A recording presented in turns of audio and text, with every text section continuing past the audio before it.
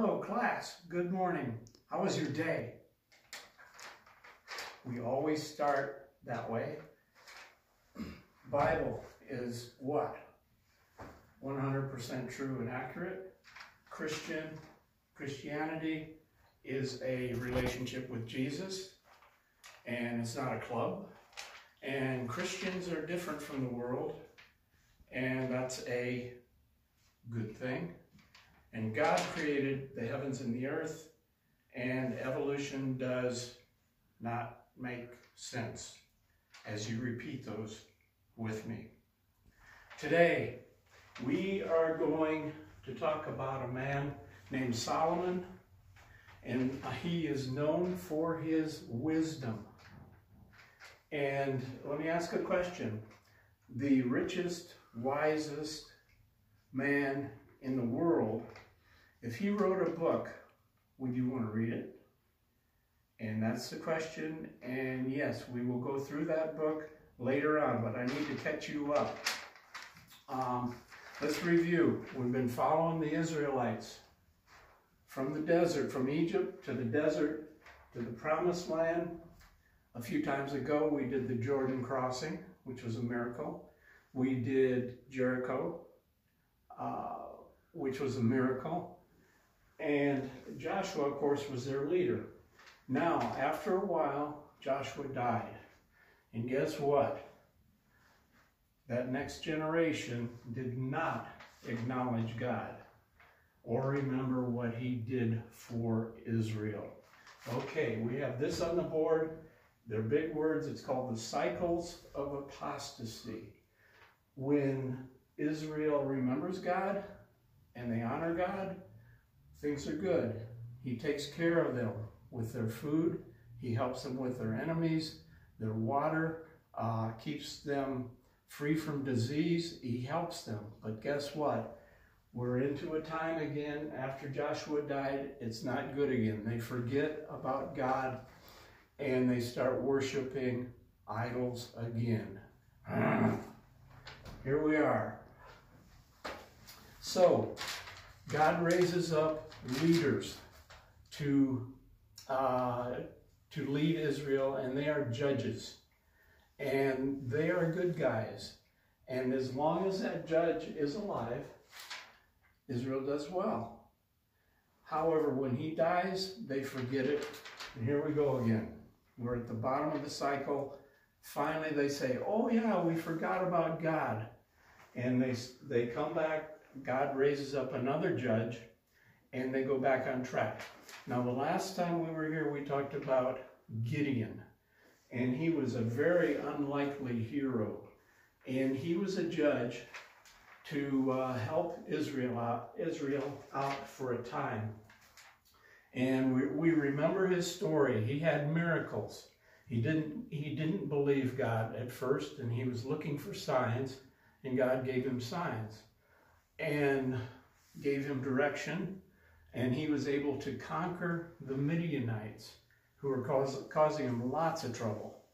And he conquered them in a very unusual way. You guys are going to remember, with clay pots, with torches, and horns. Can you imagine conquering your enemy with that? But you guys saw it, and ended up at night, and the enemy fought each other. They didn't have to fight them. And they caused a disturbance. The Midianites fought themselves, and they conquered the enemy that way. Okay. After Gideon, there were other judges. The last judge is Samuel. Remember his name. The first, Samuel did okay kind of at first, but he did not obey God like God wanted him to obey. And so he was rejected.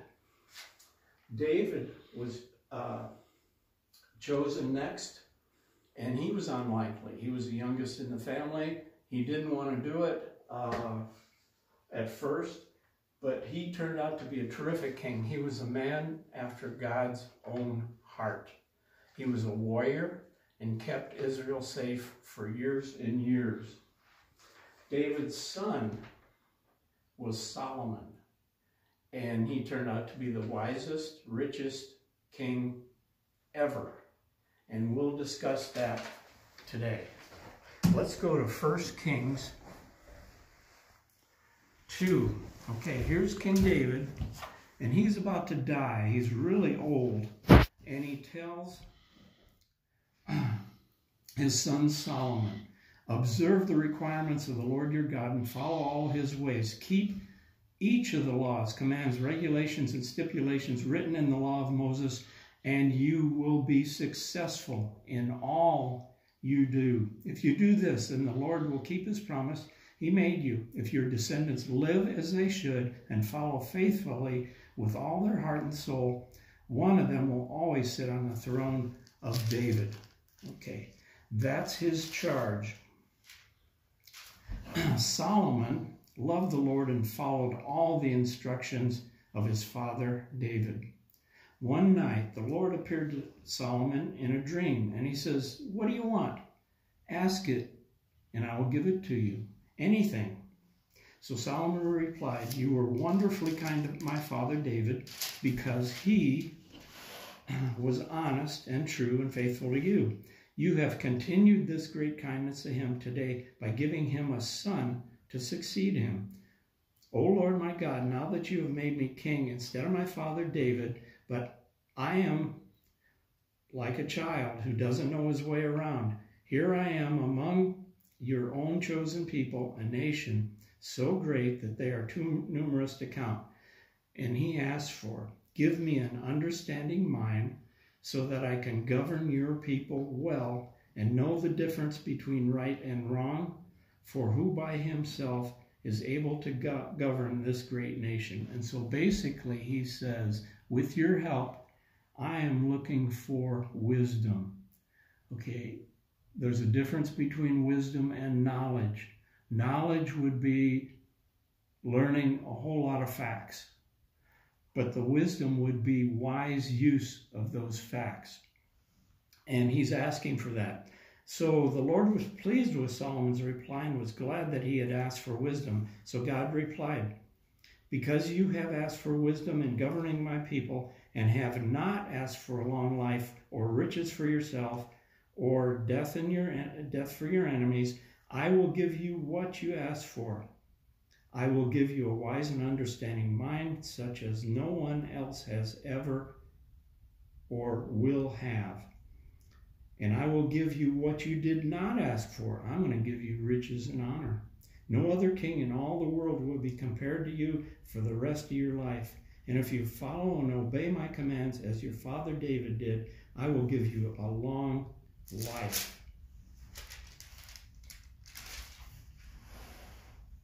Going on to chapter 5. And God did not want David to build the temple.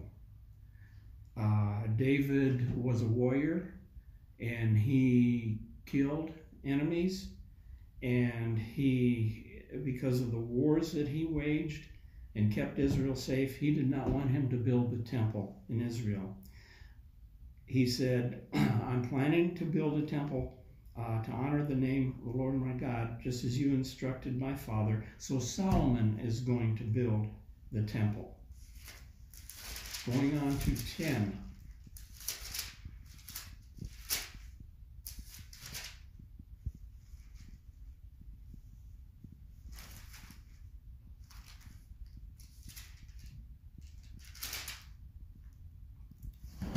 So King Solomon became richer and wiser than any other king in all the earth. People from every nation came to visit him to hear the wisdom God had given him. Year after year, everyone who came to visit brought him gifts of silver and gold, clothing, weapons, spices, horses, and mules. Okay, that's the background on Solomon. Now the book that I was talking about. If he's the wisest, richest man in the world, here's the book. It's in the middle of the Bible, and it is Ecclesiastes. And let me go through the important points of that with you. This is important, I think particularly today in hard times. And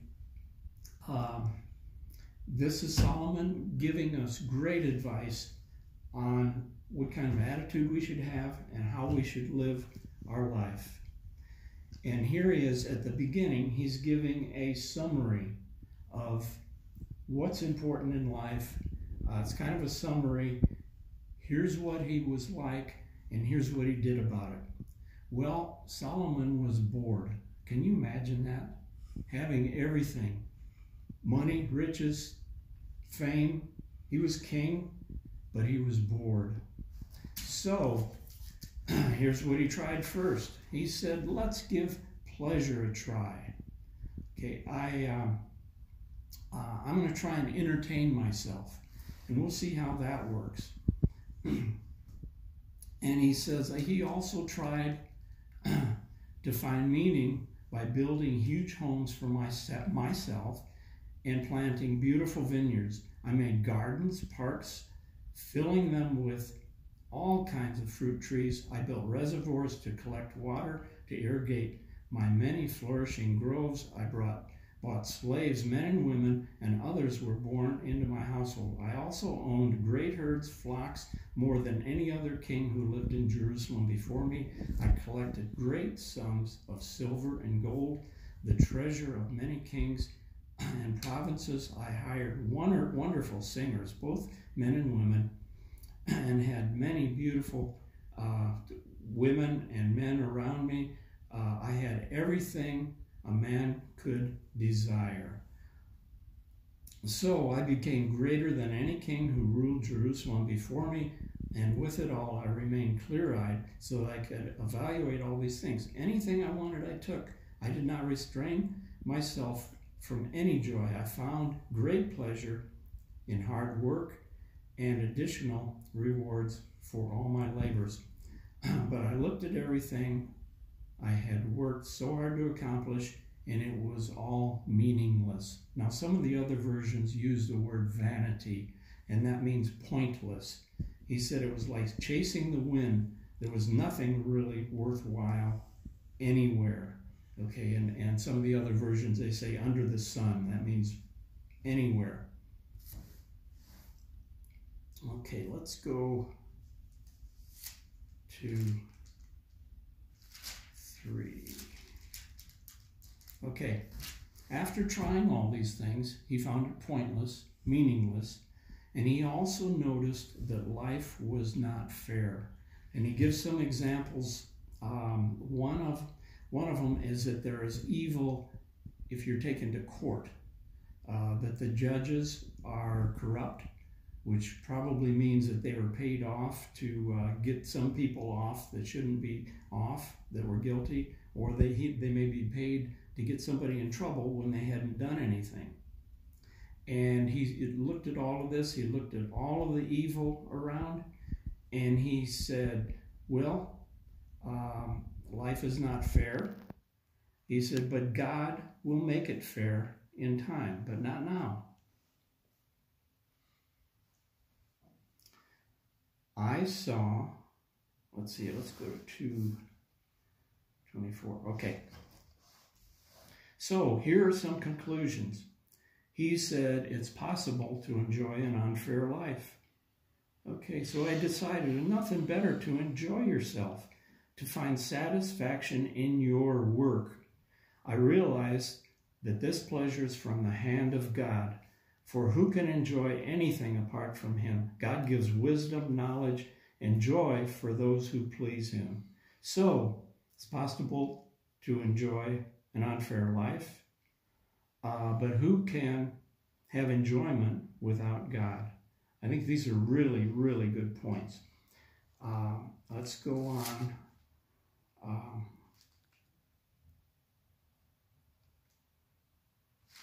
Okay, we will go to 5:18. This is another emphasis on work. Work is good, and that's what Solomon says. With God's help, he can help you succeed in your work, and work is good. Okay, this is brought out usually on Mother's Day. Either Pastor Charles or Pastor Joe will bring this out and pull out this verse. And he said, live happily with the woman you love through all the days that God has given you in this world. Now you can turn that around and say, with the person you're married to, your husband or wife, okay? And Solomon says the wife gives you is your reward for all of your earthly toil. Okay, he will bring this out on Mother's Day, so you're honoring mothers. Solomon says to enjoy the marriage, enjoy the wife, and she is a reward for all the work that you have to do. Okay, let's do a summary. So, he's bored. What did he do about it? Okay, and he tried everything to entertain himself, to buy things, and then he turns it around and lets us know what's really important. He calls it vanity, which is pointless. Then he says life is unfair. God will make it fair, but not now. He is saying enjoy life. It's possible to enjoy an unfair life. And the pleasure that you get comes from God. It's good for people to be happy in their work and enjoy your work. So 5:18 says enjoy your life and work and have fun. And I might add this too. We know as Christians where we come from. We know why we're here and we know why we're going. But why should we worry? And that's different from planning. If we have a problem and we need to work it out, we need to plan. But why worry about things that we have no control over? Enjoy your wife or husband. Enjoy your life and work. But they shouldn't be our first focus. Okay, here it is, verse 12, chapter 12. And here is his final conclusion. After trying everything, the wisest, richest, smartest guy in the world, he says, respect God and try your best to obey his commandments. And I would say that would mean having a close relationship with Jesus. And with that, the Holy Spirit, of course, we know what the Holy Spirit is inside us. He's a counselor. He's a helper. He'll let us know what we should do more of or less of. And we have God inside us. And we should put a smile on our face and not even think about being grumpy. Let me add one more thing in application. He tried everything with building projects and material things and just entertaining himself to oblivion, and it didn't work. He was still bored. I thought of a few things that 4th and 5th graders might relate to. For instance, going shopping with your mom, buying some new fashion clothes. Okay, you say, yeah, it's fun. I buy these clothes. I might be noticed. But then what? Clothes wear out.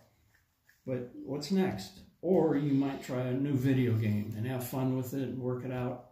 But you'll get tired of it. It'll go away. Or new music. You'll get tired of it. But just like Solomon, he's still saying what's next. Let me go to maybe an adult thinking of saving their money and using their money to get a pool in their backyard. Wouldn't that be cool? Okay. Now you have to think ahead.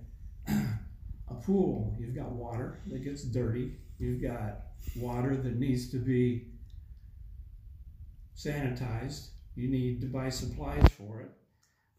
You think about the liability. Well, you got a neighbor, you've got small kids in the neighborhood. You have to put a fence around it so the kids don't get in it. And what about the liability? And you have to add that to your house insurance. So you've got to pay for it. So here's what I say.